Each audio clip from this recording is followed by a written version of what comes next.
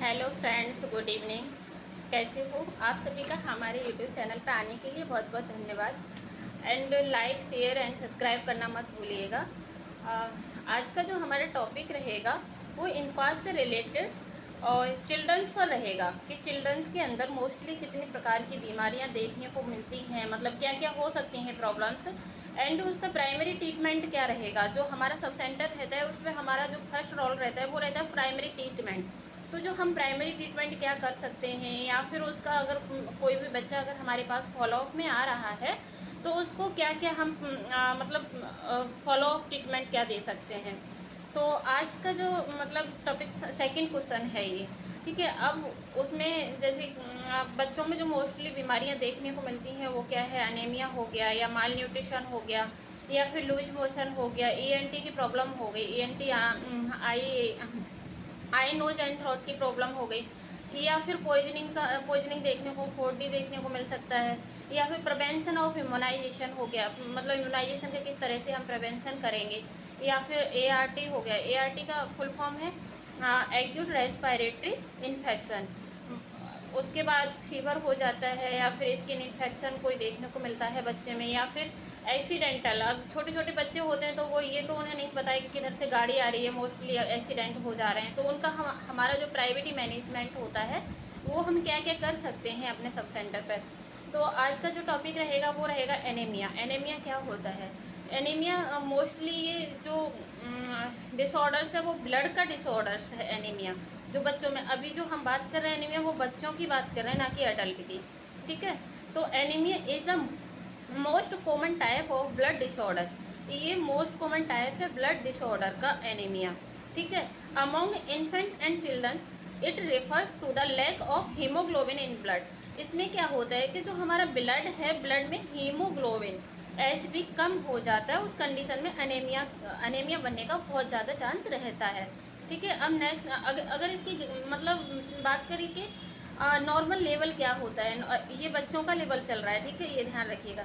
Normal अगर mails में देखें तो 13.5 से 17 ग्राम पर DL देखने को मिलता है नॉर्मल ब्लड लेवल। और फीमेल्स की बात करें यहाँ पर तो 12.5 से लेके 15 ग्राम पर DL देखने को मिलता है चिल्ड्रंस में, ये अडल्ट की बात नहीं है, ठीक है। अब इसकी अगर ग्रेडिंग देंगे एनीमिया की, अगर एनीमिया कंडीशन किस मतलब कितने से अगर कम होगा तब देखने को मिलेगा, तो HB बिटवीन 10 ग्राम पर DL मतलब 10 ग्राम से अगर 11 ग्राम पर DL है तो ये माइल्ड एनीमिया की कंडीशन कहलाएगी।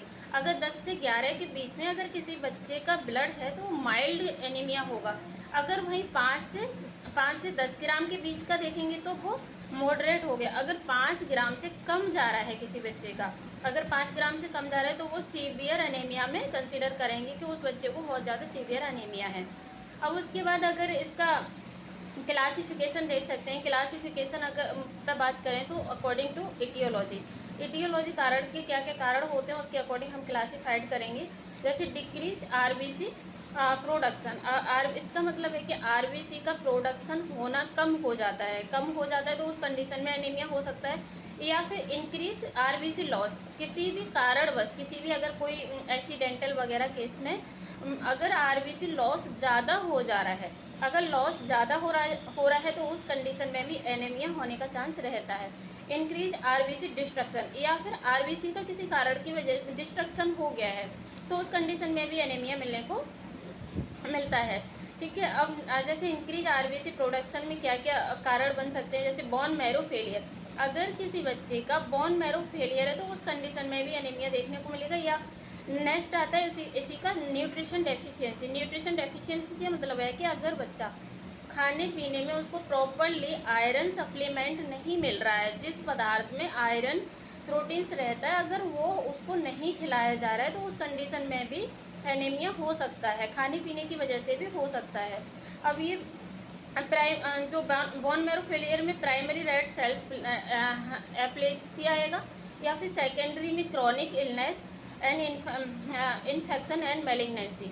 अगर क्रॉनिक इलनेस की बात करें तो लंबे समय से अगर कोई बच्चा बीमार है तो उस कंडीशन में भी हो सकता है, या फिर किसी इन्फेक्शन से गुजर रहा है, या फिर मैलिग्नेंसी वगैरह है तो उस कंडीशन में भी हो सकता है।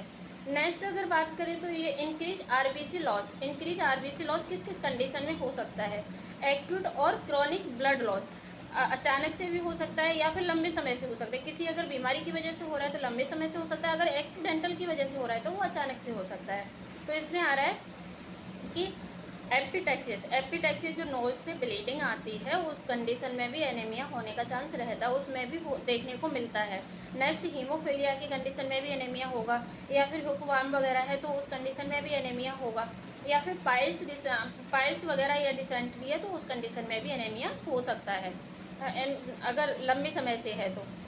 नेक्स्ट आता है increase RBC destruction. Increase RBC destruction में क्या क्या हो सकता है? एक्स्ट्रा कॉर्पुसुलर हो सकता है या फिर टॉक्सिन सबस्टेंस की वजह से हो सकता है। अगर किसी ने टॉक्सिन सबस्टेंस की एक्सपोजर में आया तो उसकी वजह से भी हो सकता है, या फिर कोई बीमारी है, मलेरिया में भी ब्लड लॉस होने का चांस रहता है, या फिर काला आजार में भी ब्लड लॉस होने का चांस रहता है।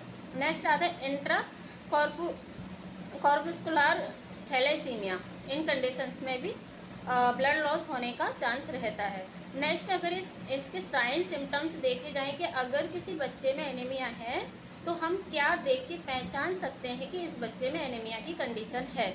तो उसमें साइन सिम्टम्स बच्चे को थकान एंड टायर्डनेस, थकान रहेगा, फटीग रहेगा, या फिर शॉर्टनेस ऑफ ब्रीथ रहेगा। उसको बच्चा जब सांस लेगा तो उसे सांस लेने में प्रॉब्लम्स दिखाई देगी, या फिर बच्चा डिप्रेस्ड मूड में रहेगा कि वो कुछ सोच रहा है, पढ़ने बैठ रहा है लेकिन पढ़ नहीं पा रहा है, या फिर हेयर लॉस, उसके बाल झड़ना स्टार्ट हो जाएगा, या रेस्टलेस लेग सिंड्रोम देखने को मिलेगा जो आप डायग्राम में देख पा रहे होंगे।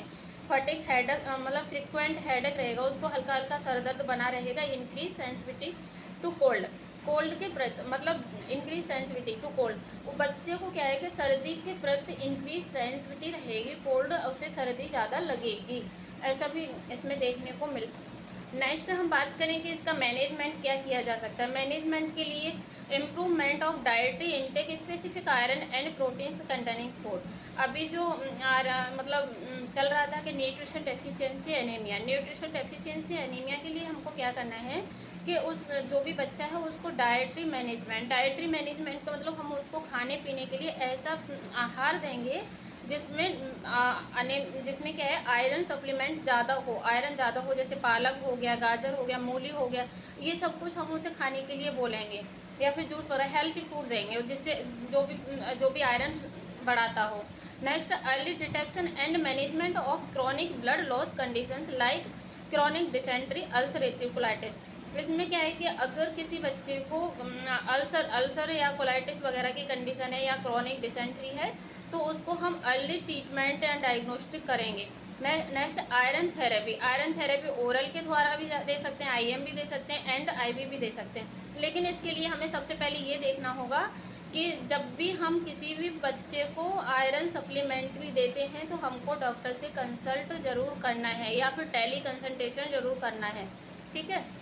अब उसमें oral iron therapy is given with elemental iron close 3 to 6 mg पर kg पर डे, मतलब जो 3 से 6 mg पर kg बॉडी वेट के अकॉर्डिंग पर डे हम बच्चों को प्रोवाइड कराएंगे। और कितने दिनों तक कराएंगे? 3 से 6 मंथ तक कराएंगे।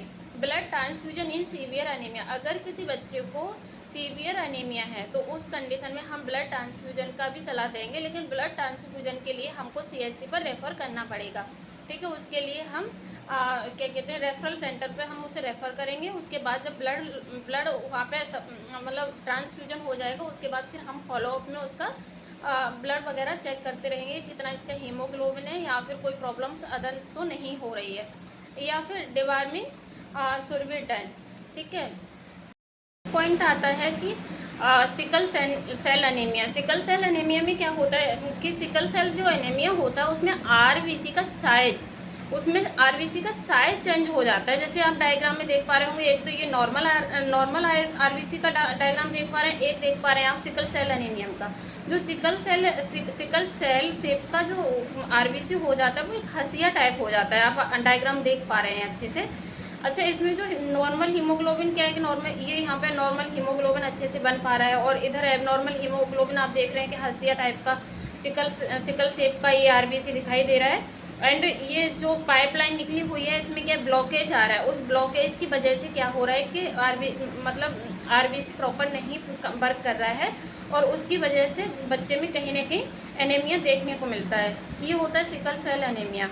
एंड नेक्स्ट टॉपिक के लिए नेक्स्ट क्लास। Thank you.